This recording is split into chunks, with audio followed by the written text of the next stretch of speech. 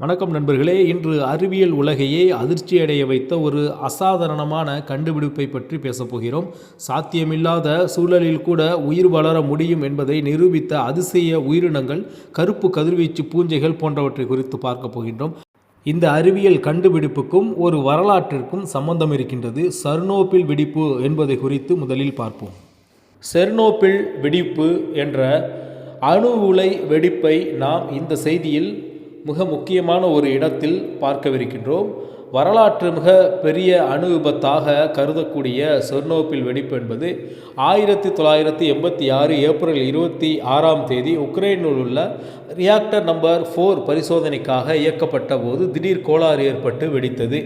அந்த வெடிப்பு மிக ஆபத்தான கதிர்வீச்சு காரங்களை வானில் பறக்கச் செய்தது. ஆரம்பத்தில் உலை அருகே இருந்த தொழிலாளர்கள் மற்றும் தீயணைப்பு வீரர்கள் நேரடியாக கதிர்வீச்சு தாக்கத்திற்கு ஆளானார்கள். அதன் விளைவாக லட்சக்கணக்கான மக்கள் தங்கள் வீடுகளை விட்டு வெளியேற நேர்ந்தது. அருகிலுள்ள பிரிட்யாட் என்ற நகரம் முழுமையாக காலியாகி இன்று பேய் நகரம் என்று அழைக்கப்படுகின்றது. இந்த விபத்து உலகளவில் அணுசக்தியின் பாதுகாப்பு குறித்து பெரிய எச்சரிக்கை மணி அடித்தது. பின்னர் அந்த உலையை முழுமையாக மூட சார்கோபகஸ் எனப்படும் இரும்பு கான்கிரீட் கவசம் அமைக்கப்பட்டது. இந்த பேரழிவு, அதாவது 1986 உலகத்தையே குலுக்கிய அணு பேரழிவு, செர்னோபில் வெடிப்பு, மனிதர்கள், விலங்குகள் மற்றும் இயற்கை எல்லோரும் அந்த இடத்திலிருந்து மறைந்தனர். பல ஆண்டுகளுக்கு அந்த இடம் உயிரில்லா மரணப் பகுதியாகவே இருந்து வந்தது. ஆனால் பின்பு விஞ்ஞானிகள் ரியாக்டர் 4 நுழைந்தபோது அவர்களுக்கு அதிர்ச்சி அடைய வைத்த ஒரு காட்சியை கண்டறிந்தனர். அங்கு கருமையான பூஞ்சைகள் வளர்ந்து கொண்டிருந்தன. அதை கதிர்வீச்சினால் அழிக்கப்படவில்லை, அதை கொண்டு வாழ்ந்து கொண்டிருந்தன என்பதுதான் மிக முக்கிய செய்தியாக இந்த காணொலியின் கருவாக நாம் பார்க்கவிருப்பது. கிளாட்ரோபோரியம், ஸ்பெரோமம், கிரிப்டோகஸ் நியோஃபார்மன்ஸ் போன்ற இந்த உயிரினங்கள் பூஞ்சைகளாக உருவாகி அங்கே இருக்கின்றன. இவைகளின் செல்களின் மெலனின் என்ற கருப்பு நிற மூலக்கூறு உள்ளது. நாம் மனிதர்கள் கதிரொளியில் பெற்றால் தோலில் மெலனின் உருவாகிறது, அதனால் கரு விழும். ஆனால் இந்த பூஞ்சைகள் இன்னும் ஒரு படி முன்னேறின. அவை மெலனியை பயன்படுத்தி கதிர்வீச்சை உறிஞ்சி அதை உணவாக மாற்றுகின்றது. இது இந்த நூற்றாண்டின் மிகப்பெரிய கண்டுபிடிப்பாக அனைவராலும் பார்க்கப்படுகின்றது. அதாவது கதிர்வீச்சை ஆற்றலாக மாற்றி வளர்தல் என்று இதற்கு பெயரிடலாம்.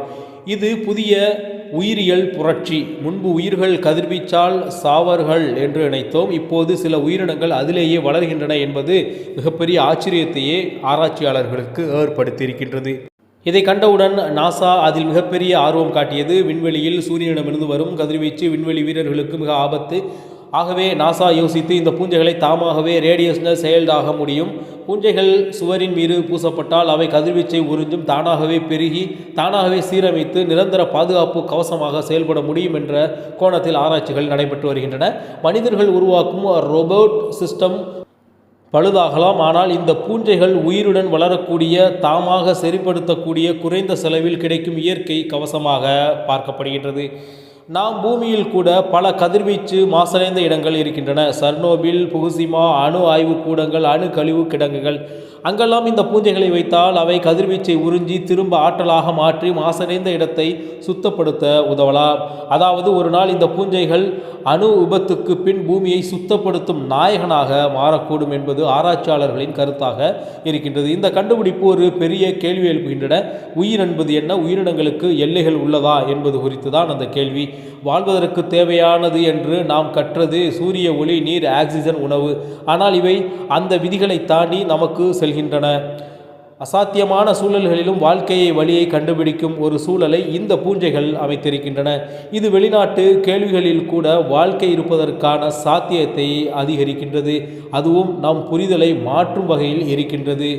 செர்னோபில் கரும் படிந்த சுவர்கள் ஒரு நாள் மனித விண்வெளி பயணத்தை காக்கும் உயிர்களாக மாறலாம். ஒரு மரண இடத்தில் சிதிலங்களில் தொடங்கி இந்த அறிவியல் பயணம் இன்று நம்மை நோக்கி செல்கிறது.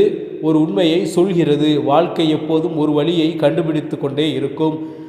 காணொலியின் இறுதி கட்டத்தை நெருங்கிவிட்டோம். இது உயிரியல் வரலாற்றில் புதுமையான புரட்சியான தருணம். சர்னோபில் இருண்ட சிதலங்களில் வளர்ந்த கருமையான பூஞ்சைகள் ஒரு நாள் மார்ஸில் மனிதர்களை பாதுகாக்கலாம். அவை உயிர்கள் தான் மனிதர்களுக்கு புதிய எதிர்காலத்தை உருவாக்கும் என்ற நம்பிக்கை இருக்கின்றது. இதுபோன்ற புதிய காணொலியுடன் உங்களை சந்திக்கின்றேன். அதுவரை உங்களிடமிருந்து விடைபெறுவது உங்கள் தமிழா செய்திகள். நன்றி, வணக்கம்.